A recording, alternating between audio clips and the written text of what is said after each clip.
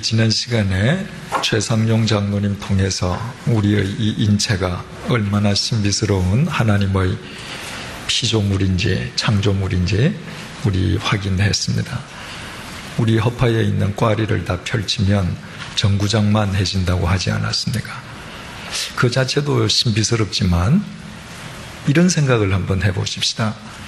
우리 허파에 있는 꽈리와 똑같은 크기의 모형을 만든다고 생각을 해보십시다. 그래서 그 꽈리를 테니스장만큼 다 펼쳐놓습니다. 우리 속에 들어있는 꽈리 숫자하고 정확하게 유지하도록. 그 많은 꽈리를 누가 이 작은 허파에 차곡차곡 쌓아 넣을 수 있죠? 인간은 불가능합니다. 인간의 혈관을 다 이으면 지구를 2바퀴 반 돈다고 그랬습니다. 실핏줄까지 다 합쳐서 인간의 혈관을 쫙 연결했다고 하십시다. 그 지구 2바퀴 반 돌았습니다.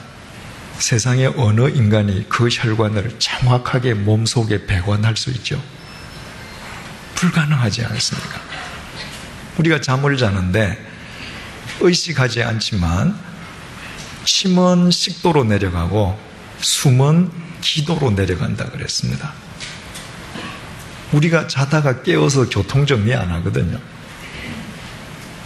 그게 어떻게 가능한가?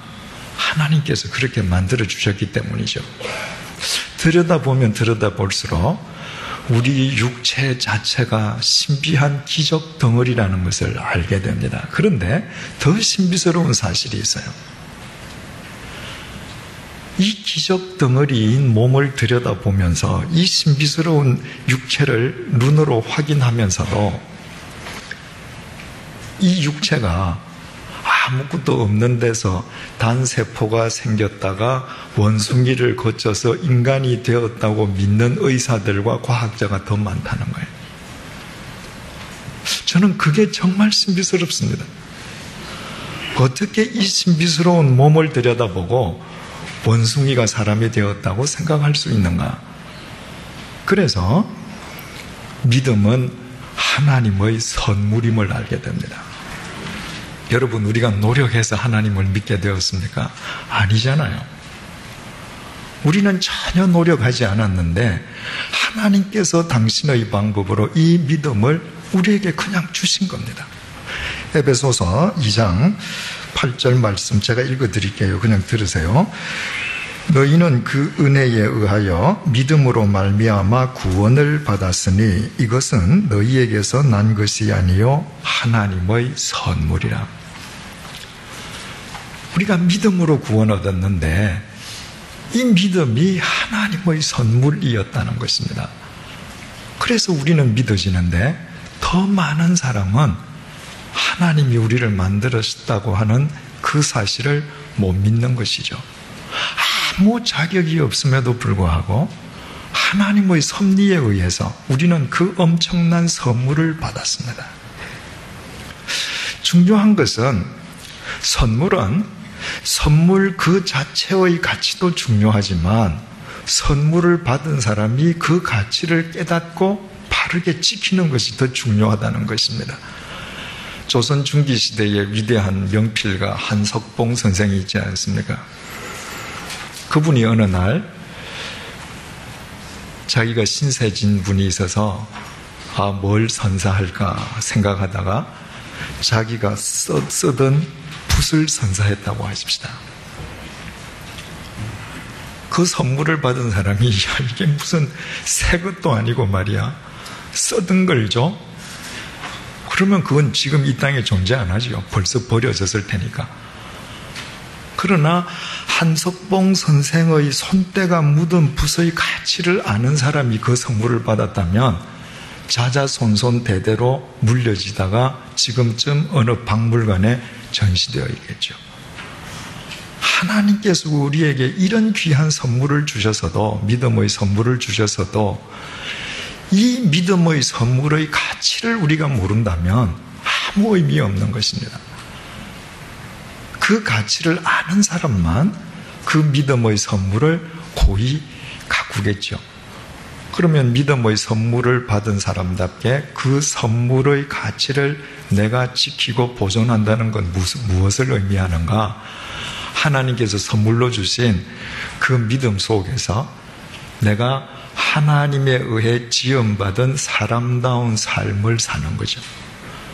하나님의 구원받은 하나님의 자녀다운 삶을 사는 것입니다. 그것이 그 선물을 주신 하나님에 대한 보답이단 말이에요. 그렇다면 우리가 사람다운 삶, 그 선물을 받은 자답게 사는 삶은 구체적으로 어떤 삶이겠는가? 7절 말씀 보시겠습니다. 여호와 하나님이 땅의 흙으로 사람을 지으시고 생기를 그 코에 불어넣으시니 사람이 생명이 된지라. 이 구절에 대해서는 우리가 벌써 생각해 봤죠. 하나님께서 흙으로 사람을 지으시고 당신의 생기를 불어넣어 주셨습니다. 그래서 우리가 생명이 되었습니다. 하나님의 생기를 지닌 영적인 존재가 되었습니다. 우리가 사람다운 삶을 산다. 한마디로 하나님의 생기를 지닌 생명다운 삶을 사는 것이죠. 그렇다면 또 하나님의 생기를 지닌 생명답게 산다는 것은 구체적으로 뭘 의미하겠는가?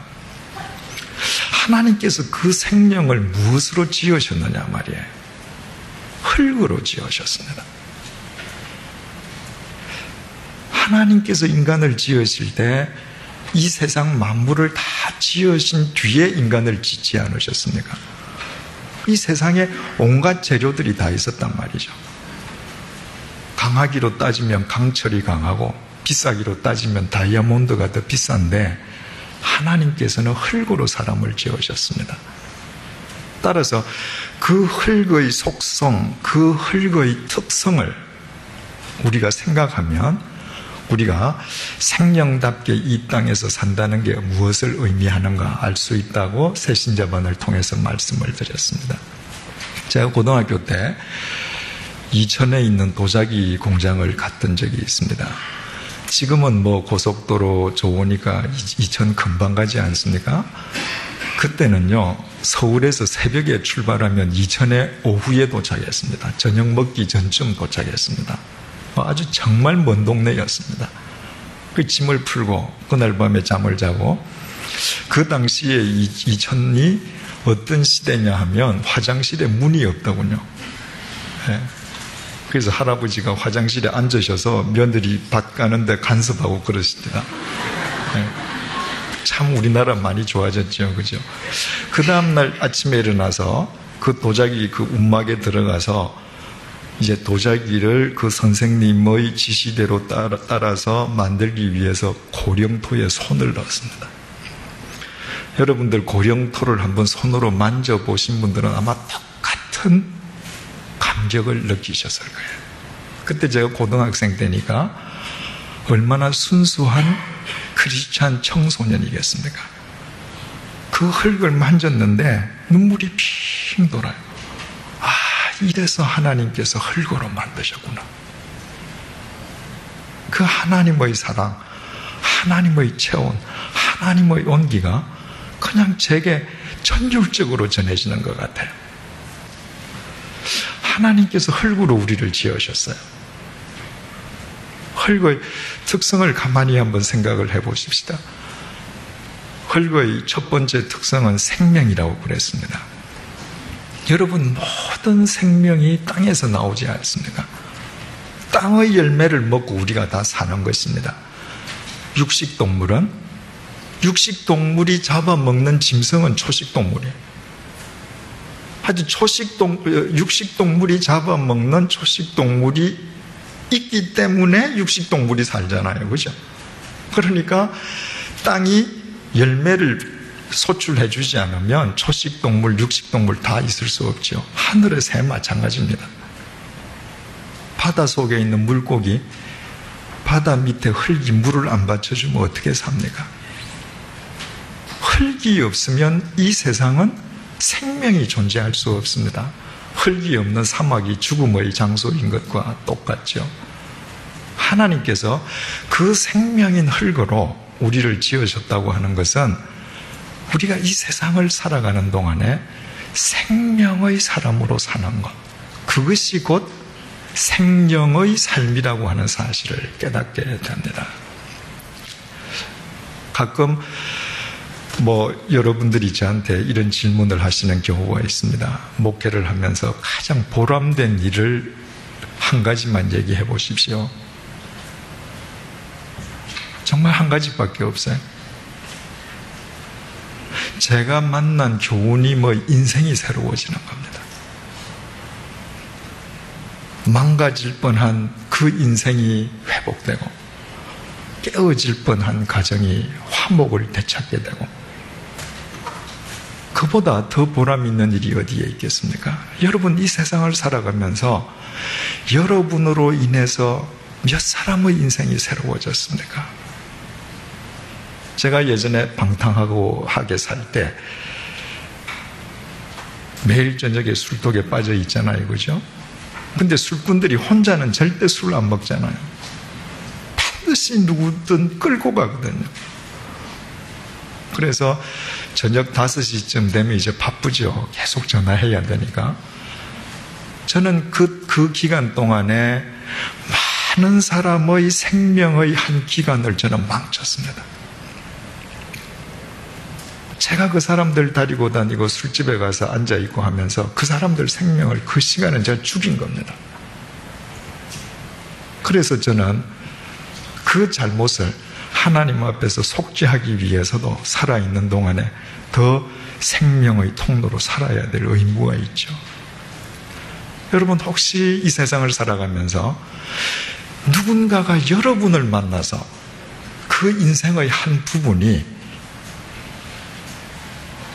그냥 없어져 버린다. 그건 안 되잖아요. 우리로 인해서 날마다 상대의 생명이 새로워질 수 있다면 우리는 멋진 생명인 거죠. 두 번째로 흙은 사랑이라고 그랬습니다. 우리가 뭘 버리든지 흙이 다 받아준단 말이죠. 그걸 품어서, 그걸 썩여서 다시 정화시켜줘요.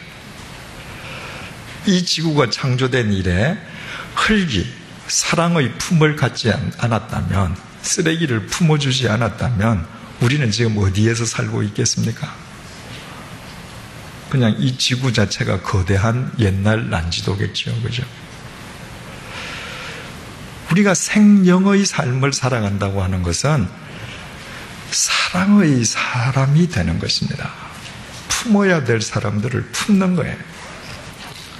여러분, 주위에서 가만히 보십시오. 사랑하는 사람이 사랑할 일이 자꾸 생겨요. 자식이 많아도요, 시부모를 모신 자식이 친정부모 또 모시고요, 친척 어려우면 또 보살피고요, 동창생들 중에서 어려운 사람이 있으면 또 그 사람 찾아가요. 모두가 다 사랑하는 게 절대 아닙니다. 사랑하는 사람에게만 사랑이 필요한 사람들이 자꾸 모여가요. 그 사랑하는 사람은 늘 피곤합니다. 이유가 왜 그럴까요? 그만큼 사랑하는 사람이 드물다는 얘기입니다. 그래서 사랑을 베푸는 사람에게 사랑의 의무가 자꾸 몰려가는 겁니다. 재밌는 사실은요, 저 사람이 사랑의 의무를 참 잘하는 사람이에요. 또 누가 가서 또 부탁을 해요. 그거는 그분이 도저히 할 수 없어서 거절하지요. 뭐라고 욕합니까? 어찌 그래 사랑이 없느냐고. 사랑하는 사람이 사랑 없다고 욕 듣습니다. 왜냐하면 사랑하는 사람을 사랑이 없다고 욕하는 사람은 사랑을 안 해본 사람이기 때문에 그렇습니다. 사랑을 안 해본 사람이 사랑이 없다고 욕을 합니다. 사랑해본 사람은 그런 이야기 안 하죠. 여러분, 우리가 이 세상에 살아가면서 내가 품어야 될 사람을 내가 품지 아니해서 누군가에게 그 짐을 전가하고 있다. 우리가 과연 생명일 수 있겠는가? 깊이 되돌아봐야죠. 사랑한다고 해서 악까지 품는 건 아니죠, 그죠? 흙이 모든 것을 다 품어주지만 플라스틱을 갖다 넣어보세요. 흙은 품지 않습니다. 흙 속에서 플라스틱은 못 썩어요, 그죠? 악은 배척의 대상이죠. 악은 배척하지만 내가 품어야 될 사람은 품는 것. 그때 우리는 믿음의 선물을 받은 사람다운 생명이 되는 거죠. 세 번째로 흙의 특성은 봉사라고 했습니다. 봉사. 인류 역사 이래 최초의 인류의 도구들이 다 뭐예요? 그릇이라는 게 다 흙으로 만들어질 겁니다. 처음 살 때 벽, 흙을 다 쌓았죠. 벽돌, 흙으로 만들었죠. 인간이 흙을 무슨 도구로 만들든지 흙은 기꺼이 자기를 주고 봉사했습니다. 하나님께서 그 흙으로 우리를 지으셨단 말이죠. 그래서 우리의 인체를 들여다보면 모든 인체는 서로 봉사하는 구조로 되어 있다고 그랬죠. 내 왼손등이 가려운데 이 왼손가락이 어떻게 긁어요? 내 왼손등이 가려운데 왼손가락으로 긁을 수 있다면 그분은 뭔가 잘못된 사람이죠. 오른손이 긁어줘야 돼요. 그죠? 오른손은 왼손이 긁어줘야 되고, 내가 밥을 안 먹으면 뭐가 배고픈 거예요? 시장기를 느껴요. 내 배가 시장기를 느낍니다. 근데 배가 지가 밥을 먹을 수 있나요? 입이 먹어줘야죠. 내가 어디를 가고 싶으면 다리가 가줘야 됩니다. 모든 인체는 다른 지체에 봉사하기 위해서 달려 있습니다. 암덩어리가 뭐죠? 자기만 위하는 겁니다. 그래서 암덩어리가 들어오면 모든 체계가 깨지고 죽어요. 하나님께서 봉사의 특성인 흙으로 우리를 지으시고 우리 각자의 지체는 전부 봉사하게 되어 있는데, 이게 합쳐진 우리는 봉사를 행하려 하지 않는다면 그것은 생명의 가치를 바르게 지키지 못하는 것이죠. 내가 봉사하고 섬기며 산다고 하는 것은 내 생명의 가치를 끌어올리는 것입니다. 그로 인해서 이 세상이, 내가 속한 공동체가, 내 주위가 뭔가 자꾸 달라질 것이기 때문이죠. 네 번째로 흙의 특성은 정직함이라고 그랬습니다. 여러분, 흙에다가 콩을 심으면 콩이 나고 팥을 심으면 팥이 나잖아요. 흙은 아부하지 않습니다. 여기에 콩을 심은 사람이 권세가 있는데 저 사람이 팥을 좋아하니까 내가 팥 좀 내드려야지. 절대 그러지 않아요. 정직하죠. 그 흙으로 우리를 지었었다고 하는 것은 우리가 정직한 삶을 살아야 된다는 것이라고 했습니다. 여러분, 정직하지 않은 건 뭐예요? 거짓된 거예요. 그죠? 거짓되다는 게 뭐죠? 사실과 다른 거예요. 사실이 뭡니까? 일사자에 사실, 실자라고 하는 이 실자가 실제 실자입니다. 사실이라는 것은 실제의 것이에요. 거짓은 실제가 아닌 거예요. 바꾸어 말하면 거짓은 없는 겁니다. 있는 것은 실제밖에 없습니다. 거짓은 없는 거예요. 내가 거짓말을 해서 세상에서 더 많은 것을 가질 수 있어요. 하나님 앞에서 그건 없는 겁니다. 내가 정직할 때만 그것이 실제의 것이에요. 그것만 하나님 앞에서 남는 것입니다. 내가 거짓됨을 인해서 내 욕망을 아무리 추구해도 그것으로 인해서 내 인생은 그만큼 소멸되는 거예요. 없는 거예요. 그래서 시편 7편 10절이 이렇게 고백을 해요. 나의 방패는 마음이 정직한 자를 구원하시는 하나님께 있도다. 얼마나 참 은혜로운 말입니까? 나의 방패는 마음이 정직한 자를 구원하시는 하나님께 있다. 바꾸어 말하면 내 방패는 내 하나님이라는 거예요. 그분이 어떻게 내 방패가 되는가? 내가 정직하게 살아갈 때 내 삶을 실제로 지켜주시기 때문에 내 방패라는 겁니다. 바꾸어 말하면 내가 거짓된 삶을 살면 아무리 화려해 보여도 하나님께서 방패가 되어주시지 않기 때문에 그거는 물거품처럼 다 없어지는 거라는 거예요. 요즘 참 우리 사회에서 너무 거짓이 난무하지 않습니까? 다 나중에 살고 나면 후회하게 됩니다. 내가 정직한 삶을 살아갈 때만 그것이 하나님 앞에 남는 삶이고 하나님께서 방패되어 주시는 것이죠. 정직은 절대로 남을 위해서 사는 것이 아닙니다. 나를 위해서 사는 거예요. 그것이 결과적으로 타인에게도 유익하게 되는 것이죠. 마지막으로 헐거의 특성은 겸손한 것이라고 했습니다. 저 남산이 한 200몇십 미터 되죠 아마? 이 시내에서 보면 굉장히 높은 산 아닙니까? 그죠?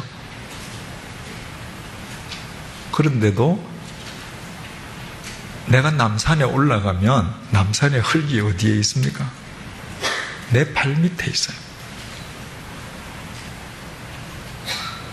중국 태산이 높대요. 근데 실제로 가보면 뭐 1000m 정도라 그러죠.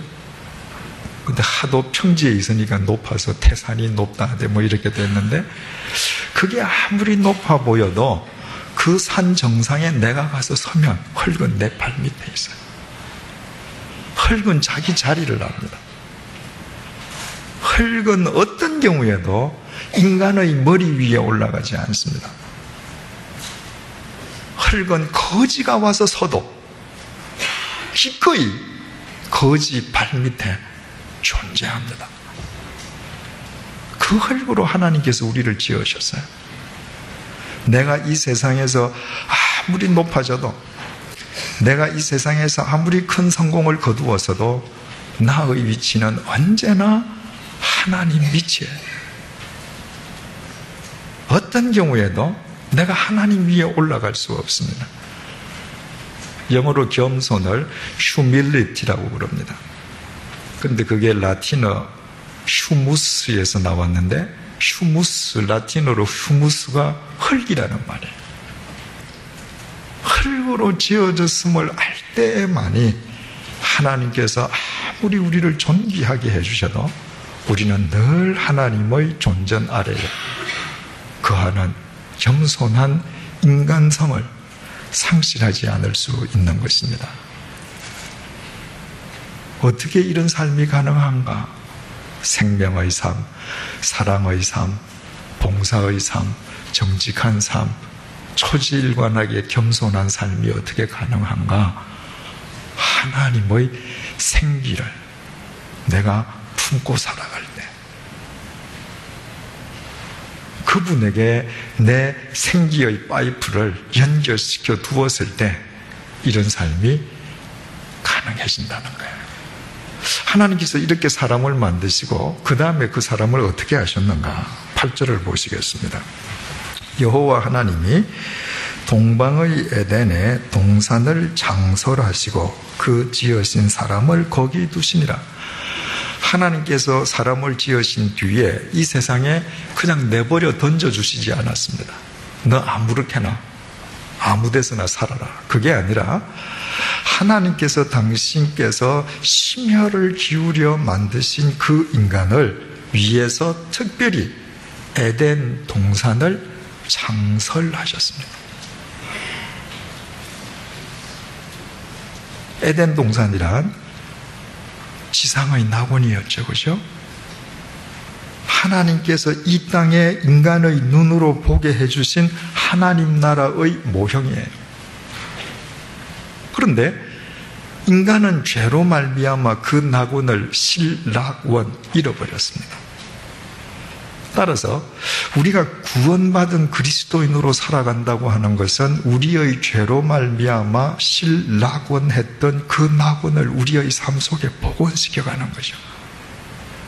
다시 말씀드리면 우리가 그리스도인으로서 이 땅에 하나님의 나라를 일구어 가야 된다라고 말을 할 때 우리가 구체적으로 일구어 나아가야 할 하나님 나라의 실체가 바로 에덴의 회복임을 알게 됩니다.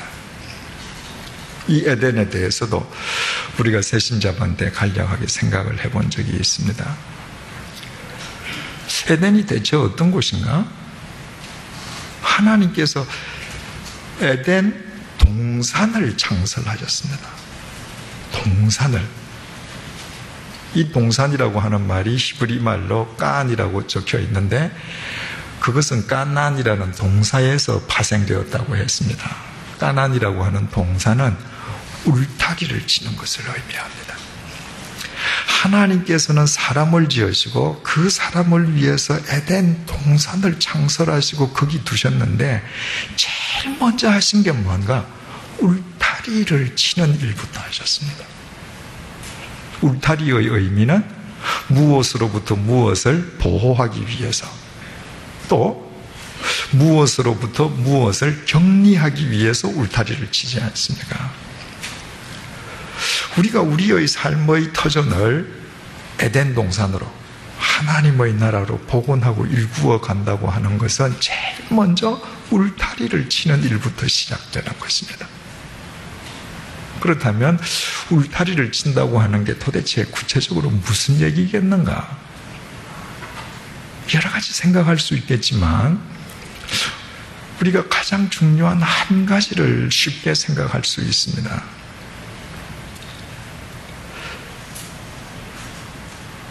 내 삶의 터전을, 내가 속한 공동체를, 내 인생을 에덴 동산으로 복원시키기 위해서 제일 먼저 울타리를 쳐야 된다면 세속적인 사고방식으로부터의 울타리입니다. 하나님을 믿는다라고 하는 것은 사고가 바뀌는 것을 의미합니다. 사고가 바뀌어져서 행동이 바뀌고 삶이 바뀌어지지 않아요.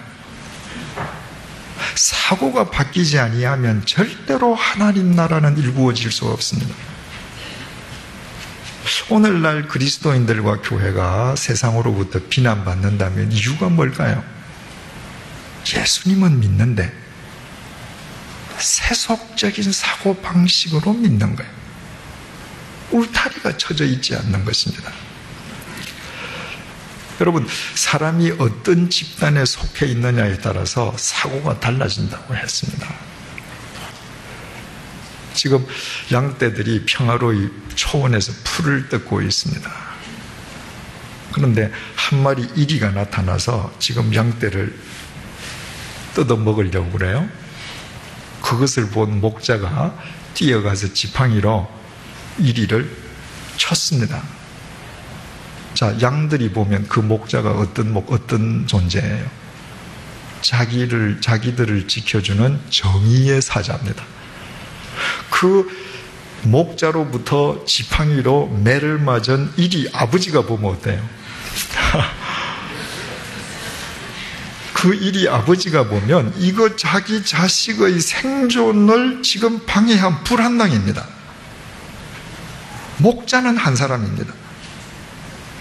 어느 그룹에 속해 있느냐에 따라서 똑같은 사람을 놓고 정의의 사자로 볼 수 있는가 하면 우리의 생존을 방해하는 불한당으로 볼 수 있습니다. 지금 한국 봉사자들을 탈레반이 인질로 잡아두었습니다. 그분들은 그게 당연한 일이에요. 요구 조건 안 들어주면 죽인대요. 그분들은 그 테러 집단에 속해 있기 때문에 그게 당연한 겁니다. 우리는 이해할 수 없습니다.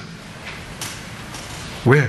우리는 테러 집단에 속한 사람이 아니라 정상적인 국가에 속한 정상적인 국민이기 때문에.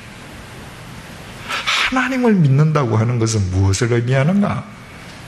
세상에 속했던 사람이 하나님에게로 자기의 적을 바꾸는 것입니다. 정치인으로 말한다면 당적을 바꾸는 겁니다. 요즘 정치인들은 당적을 바꾸고도 사고가 바뀌지 않으니까 문제죠. 그리스도인도 하나님 당으로 옮아가서 사고가 안 바뀐다면 똑같이 문제가 생기지 않겠습니까? 철저하게 하나님의 말씀에 입각해서 살아가기 위해서 세속적인 사고방식의 울타리를 치기 시작할 때 우리의 삶은 달라지는 것이고 우리의 삶은 에덴으로 복원되기 시작하는 것입니다. 9절요. 여호와 하나님이 그 땅에서 보기에 아름답고 먹기에 좋은 나무가 나게 하시니 동산 가운데에는 생명나무와 선악을 알게 하는 나무도 있더라. 그 에덴 동산에 생명나무와 선악과가 있었습니다.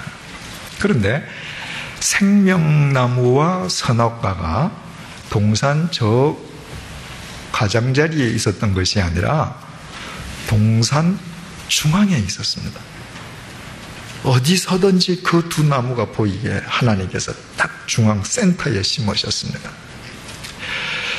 에덴 동산이니까 생명나무가 있는 건 당연하겠죠, 그죠? 근데 선악과는 왜 있어야 되는가?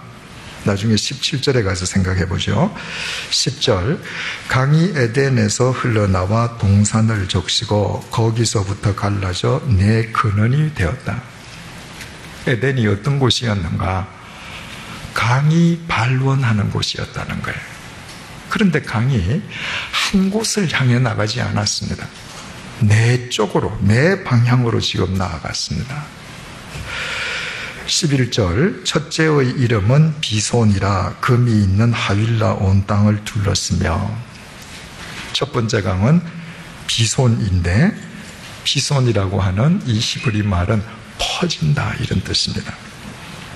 13절, 둘째 강의 이름은 기혼이라 구스 온 땅을 둘렀다. 기혼이라고 하는 이 강 이름은 넘친다 이런 뜻입니다. 14절, 셋째 강의 이름은 히데겔이라. 이건 요즘 말로 티그리스 하는 강인데 히데겔이라고 하는 것은 아람어로 화살이라는 데서 유래가 되어서 강물이 급히 빠르게 흘러간다 이런 의미예요. 넷째 강은 유브라데드라. 유브라데스 강이죠. 이것은 열매를 맺는다 이 말입니다. 그러니까 에덴에서부터 동서남북으로 생명의 강이 발원을 했습니다.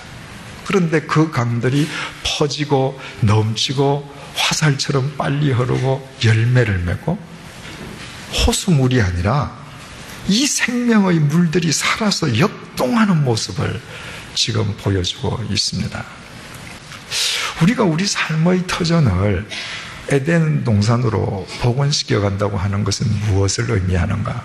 아까 하나님께서 우리를 흙으로 지으셨는데 흙의 특성 중에 첫 번째 특성이 생명이라 그러지 않았습니까? 나 혼자가 생명의 삶을 사는 것도 중요하지만 그것만으로는 충분치 않아요. 우리가 참된 하나님의 사람으로 살아가기 위해서는 내 가정, 내 일터, 내가 속한 공동체가 생명의 발원지가 되게 하는 것입니다. 성숙자반 우리 작년 총각 구역 공부를 통해서 이야기할 때 이런 말씀을 드렸습니다. 우리 개개인은 하나님의 모델이라고 정의할 수 있습니다. 여러분, 앙드레 킴 선생께서 참 한국을 대표하시는 위대한 패션 디자이너이신데 그분의 솜씨와 능력이 누구를 통해서 돋보이게 드러나는 거예요? 모델이잖아요. 좋은 모델이 옷을 입고 앙드레 김 선생의 그 재능, 솜씨, 기술을 사람들에게 보여주는 것입니다. 하나님은 영이셔서 안 보이셔요. 우리는 이 세상에 하나님이 어떤 분이신지를 보여주는 모델들입니다. 그렇다면 내가 속해 있는 가정과 일터는 뭔가? 나 개인은 모델이지만 내가 속해 있는 내 가정과 일터는 세상 사람들이 들여다보는 쇼윈도라고 했습니다. 다른 사람들은 보여주지 않아요, 자기의 삶을. 그리스도인들은 온 세상을 향해서 내 삶을 보여줄 수 있어야 돼. 누구든지 와서 우리 집 들여다봐라. 누구든지 와서 우리 일터 들여다봐라. 그래서 사람들이 그 속을 들여다보면서 아, 그리스도 안에서 거듭난 사람들의 삶이라는 게 저런 거구나. 행복이라는 게 저런 거구나. 서로 사랑하면서 산다는 것이 저런 거구나. 그리스도를 믿는 사람들이 세상에서 일터를 일군다는 게 저런 거구나. 세상을 향해서 보여줄 수 있는 쇼윈도가 될 수 있다면 우리는 하나님 나라를 일구어 가는 사람들입니다. 왜? 우리가 속해 있는 일터에서 동서남북으로 생명의 강이 흐르고 있기 때문인 것이죠. 잠언서 17장 1절 말씀 제가 읽어드릴게요. 마른 떡 한 조각만 있고도 화목하는 것이 제6이 집에 가득하고도 다투는 것보다 나으니라. 우리가 잘 아는 구절이죠, 그죠? 개역 성경은 육선이 집에 가득하고도 이랬는데 우리 개역 개정은 제6이 집에 가득했다. 제6, 육선이 뭔가 히브리어로 ጼ바흐라고 쓰여 있는데 제물이라는 말입니다. 하나님께 바치는 제물. 여러분, 우리나라에서도 제사를 드리는 댁에서 제사 음식을 얼마나 정성스럽게 만듭니까? 산 사람은 못 먹는 거. 그 귀한 음식들을 제물로 만들어요. 제사 음식으로.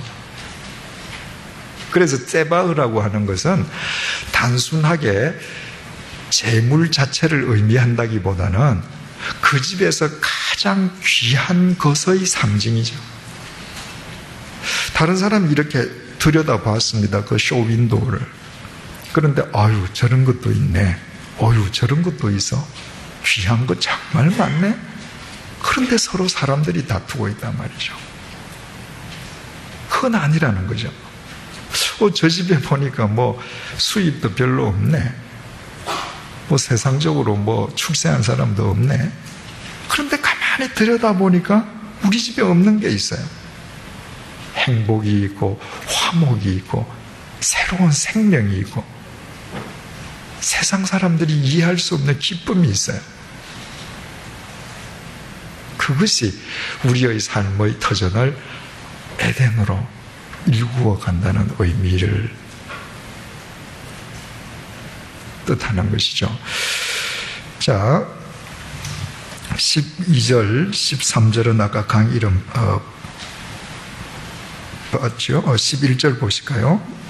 첫째의 이름은 비손이라 금이 있는 하윌라 온 땅을 둘렀으며 12절 그 땅의 금은 순금이요 그곳에는 베들리엄과 호마노도 있더라. 이 에덴 동산에 보니까 금이 있어요. 그런데 이 금이 무슨 뭐 14금 이 정도가 아니라 순금이에요.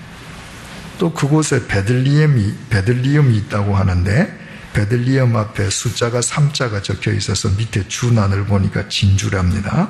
그리고 호마노도 있더라. 에덴 동산, 하나님께서 만드신 에덴 동산이 어떤 곳이었는가? 보석이 있다는 거예요. 그렇다면 우리 집에 보석이 많으면 하나님 나라로 일구어지는 건가? 보석상은 다 행복한가? 요한 사도가 환상 중에서 하나님 나라를 보지 않았습니까? 그리고 요한계시록 21장 18절 21절에서 이렇게 묘사를 했습니다. 한번 들어보십시오. 그 성곽은 벽옥으로 쌓였고 그 성은 정금인데 맑은 유리 같더라. 그 성의 성곽의 기초석은 벽옥이요, 둘째는 남보석이요, 셋째는 옥수요, 넷째는 녹보석이요, 다섯째는 홍만호요, 여섯째는 홍보석이요, 일곱째는 황옥이요, 여덟째는 녹옥이요, 아홉째는 담황옥이요, 열째는 비치옥이요, 열한째는 청옥이요, 열두째는 자수정이라.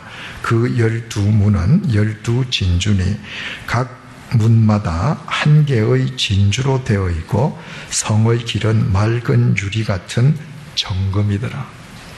여러분 지금 여기에 나와 있는 보석이 다 되게 있습니까? 큰 문이 있는데 작은 진주를 박은 게 아니라 그 문 자체가 하나의 진주였다는 거예요.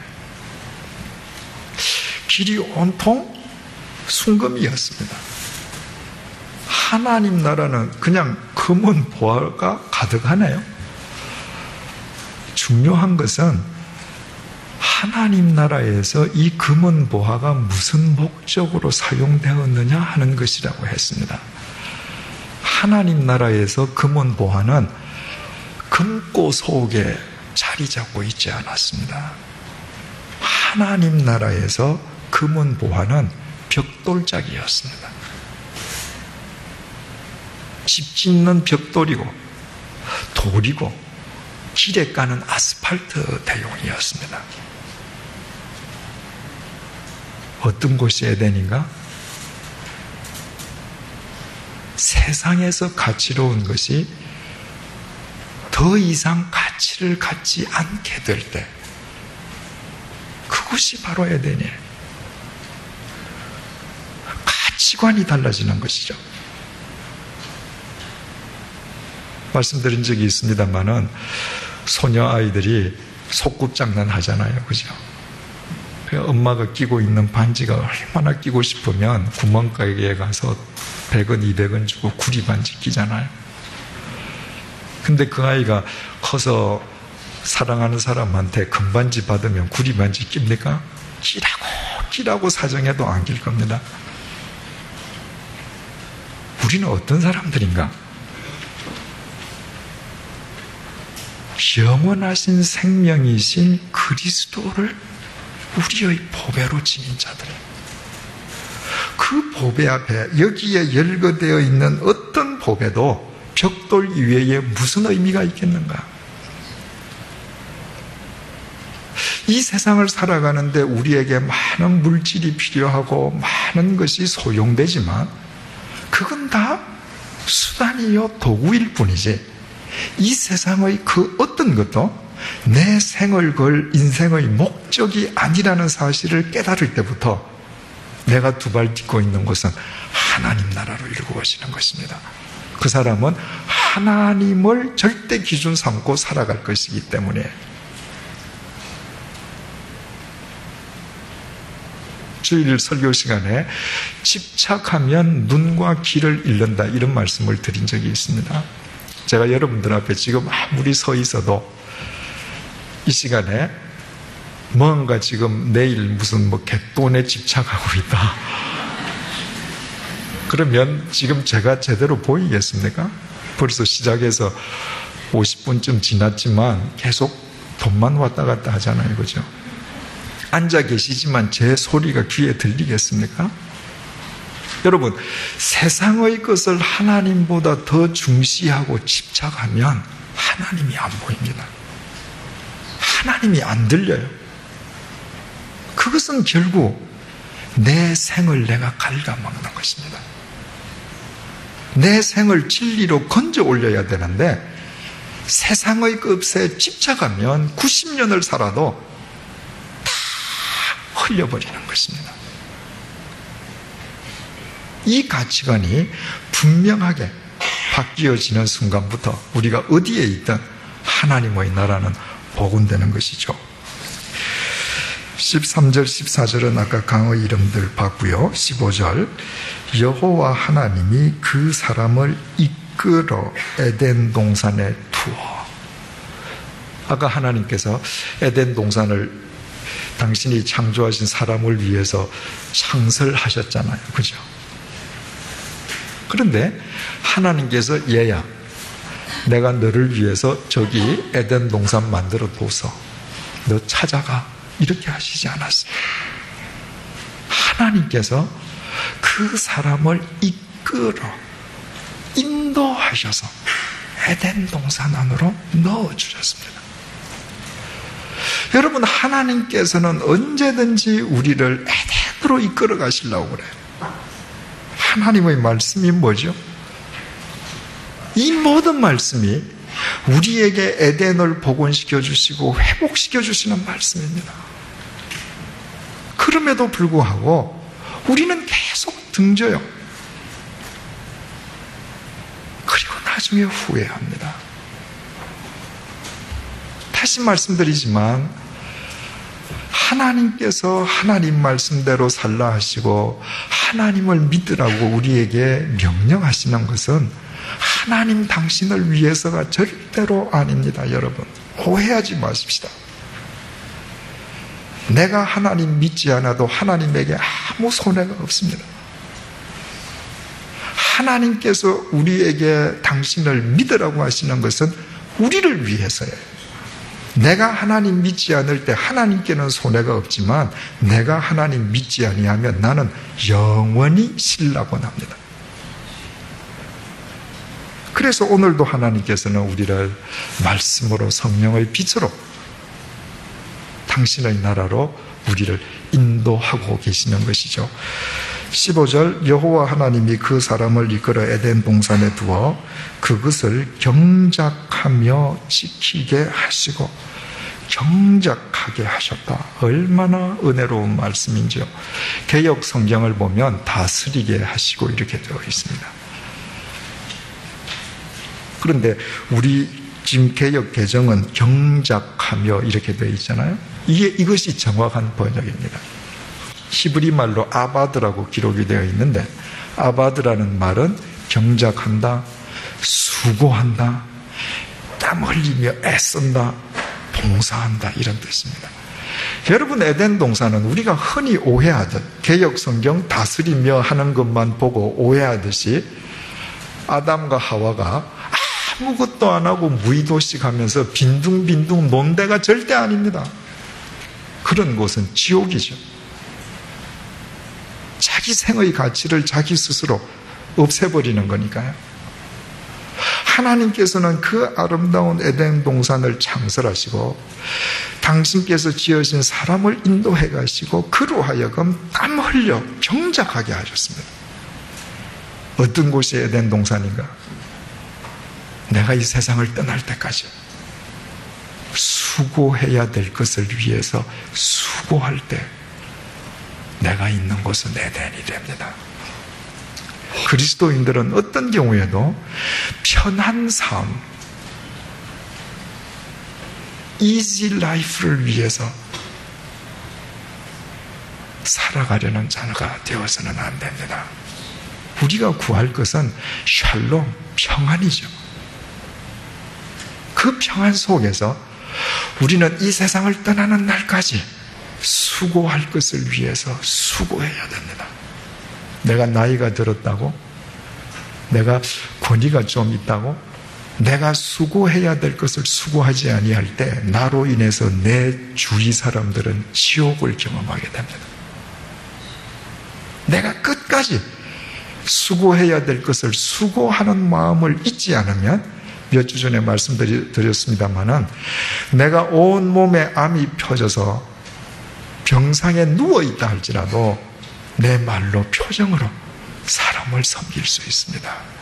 그런 마음으로 살아갈 때 이 세상 끝나는 날까지 내가 있는 곳은 에덴으로 회복되는 것이죠.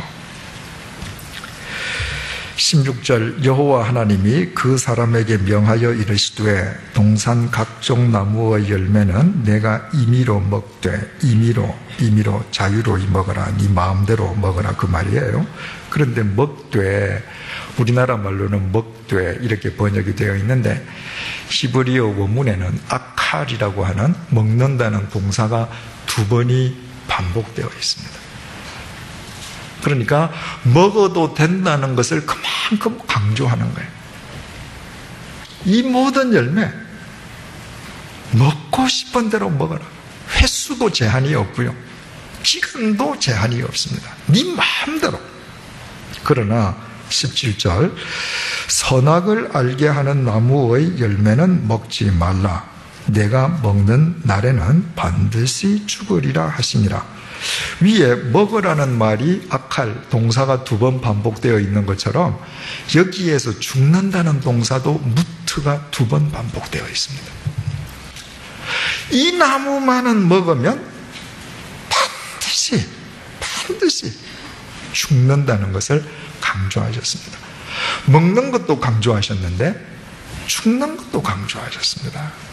자, 선악을 알게 하는 나무잖아요. 그죠? 선악을 알게 하는 나무예요. 이 열매를 안 먹으면 인간은 선만 행하죠. 악을 몰라요.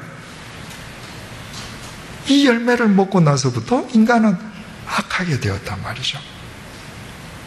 그렇다면 이제 우리가 늘 제기하는 근본적인 질문이 제기되지 않습니까? 왜 하나님께서 이것 만드셨냐 말이에요. 그냥 안 만드셨으면 다 해피엔딩으로 끝나고 아니면 지금까지 현재 진행형인데 왜 만들어 놓으시고 우리를 이렇게 괴롭게 하시는가?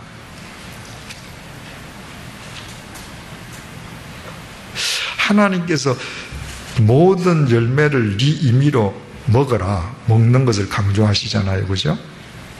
다른 모든 열매는 이건 내 것이죠. 하나님께서 내게 주신 거예요. 그래서 어떤 열매를 먹든 다른 열매, 다른 나무 앞에서는 창조주이신 하나님과 피조물인 나의 차이가 두드러지게 드러나지 않는다고 했습니다. 그런데 동산 중앙에 있는 이 나무만은 내가 먹고 싶어도 먹으면 안 돼요. 하나님께서 인간에게 금하신 첫 번째 명령이거든요. 따라서 그 나무야말로 창조주이신 하나님 앞에서 절대 복종해야 될 피조물, 창조주 하나님과 피조물인 인간의 근본적인 차이를 보여주는 상징이었습니다. 하나님께서 그 나무를 동산 중앙에 두셨어요. 어디 가든지 보입니다. 내가 사과 열매를 먹고 귤을 먹고 임의로 먹으면서 내가 즐겁게 하다가도 눈을 들어서 그 동산 나무가 보일 때 하나님은 나의 창조주, 나는 그분의 피조물, 나는 저분의 명령대로 살아가야 될 존재 깨닫게 해주시는 것이죠. 그래서 에덴이 지켜지는 거 아니겠습니까? 그러니 어떤 나무든 하나님께서 이것만은 먹지 말라고 명령하시는 나무가 한 그루가 있어야 그곳이 에덴이 될 수 있다는 사실을 알게 됩니다. 사탄이 인간을 어떻게 유혹했어요? 야, 이거 너 먹어라. 이거 먹으면 네 눈이 밝아져서 네가 하나님과 같이 될 것이다. 죄가 뭐예요? 하나님과 인간의 차이를 인간이 부정한 겁니다. 그래서 그 선악과를 따먹는 순간에 인간 자신이 하나님이 된 거죠. 거기서부터 죄가 시작되었습니다. 그렇다면 이제 거꾸로, 이제 방금 우리가 에덴 동산에 대해서 상세하게 살폈는데 이 에덴 동산을 어떻게 우리의 삶 속에서 복원할 수 있는가? 어떻게 세속적인 사고방식의 울타리를 치고 내 가치관이 새로워지고 생명이 넘치는 쇼윈도우로서의 삶을 어떻게 살아가고 이것이 어떻게 가능할 수 있겠는가? 우리가 범했던 선악과를 복원하는 겁니다. 내 집에 선악과를 복원하는 거예요. 이 집의 주인은 하나님, 나는 피조물, 나는 그분의 절대 명령 속에 살아야 할 존재. 내 일터에 선악과를 복원하는 것입니다. 내가 모는 자동차에 선악과를 한 그룹 심는 것입니다. 아니, 우리의 마음 속에 선악과를 심는 것입니다. 바로 그 순간으로부터 우리는 에덴의 사람으로 복원되는 것이고, 우리 삶의 터전은 에덴 동산으로 복원되는 것입니다. 오늘 이 밤이 그 출발점이 되기를 주님의 이름으로 축원드립니다. 기도하겠습니다. 하나님 아버지, 인간이 선악과를 범함으로 인간 스스로 하나님이 되었습니다. 그리고 신라곤했습니다. 주님, 그럼에도 그리스도 안에서 우리를 하나님의 자녀로 구원해 주시고, 우리로 하여금 에덴의 사람으로 또 우리 삶의 터전을 에덴 동산으로 회복시킬 수 있는 기회와 은혜를 베풀어 주셔서 정말 감사합니다. 우리가 범했던 선악과를 우리의 가정에 복원케 하여 주옵소서. 우리의 일터에 복원하게 도와주옵소서. 우리 각자의 심령 속에 하나님은 하나님이시요 나는 인간에 불과하다는 선악과를 이 시간 식목하게 도와주옵소서. 그리하여 우리 자신이 에덴의 사람으로 우리의 일터와 우리의 가정이 에덴 동산으로 날마다 복원되는 기쁨을 누리게 도와주옵소서. 예수님의 이름으로 기도드립니다. 아멘.